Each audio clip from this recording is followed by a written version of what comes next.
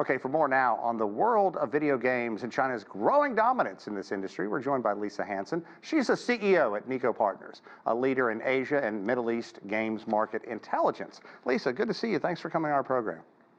Thank you. Okay, for people who don't know about this huge entity that went on, talk about some of the highlights from Thursday's Game Awards. Well, I think from my perspective, the highlight was indeed what's already been mentioned on your show, which is Black Myth Wukong, because this is really the first time that a Chinese game has been put up in this way, and to get the kind of People's Choice Award, if you will, that is really exciting for this game and for China overall.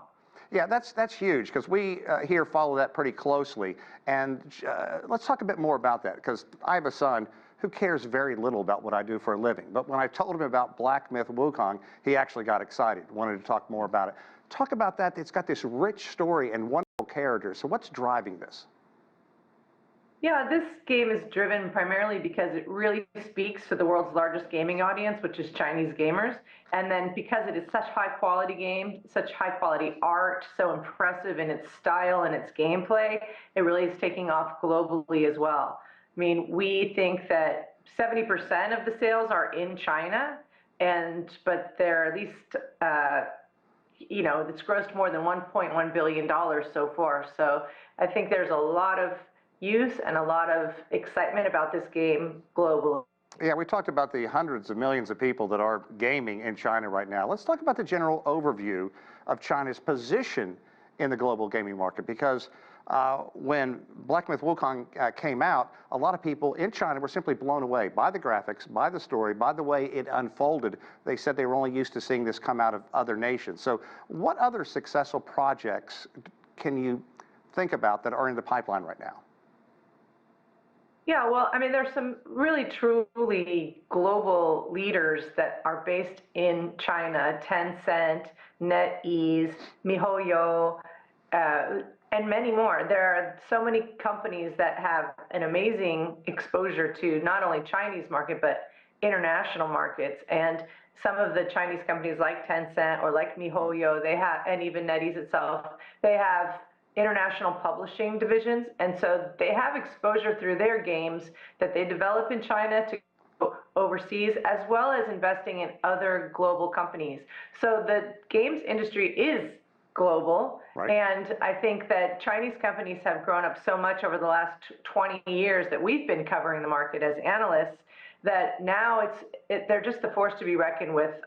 Yeah, just like any other kind of country, United States, France, et cetera. And looking at the technology and the storytelling, it only seems it's going to continue to grow and grow and grow. But let's break down video game limits for kids, young people in China, and how that could either impact the video game industry now or in the future in that country. Do you think it's something that is getting a lot of attention? Well, the Chinese government decided that there were perils to too much gaming for youth under age 18, and in September 2021 put together regulations that, well, they put in place regulations to limit gaming to merely 3 hours a week, from 8 p.m. to 9 p.m. on Friday, Saturday, and Sunday, and occasionally additional hours on non-school holidays or in the summer and that type of thing. So, but in general, there's very limited time for youth under age 18 to play games if they're adhering to the rules.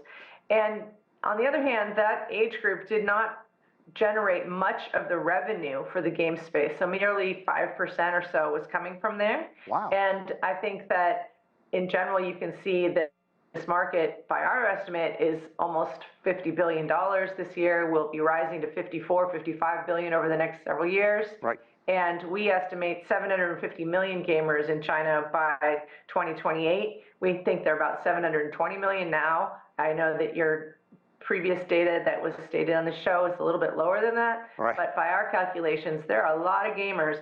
Some of those are youth, of course, but youth gamers also, that the regulations are only for online games. Right. So for an offline game, and for example, Black Myth Wukong is a game that is single player. You do not have to be online to play. Then I think that game they could play without being shut off.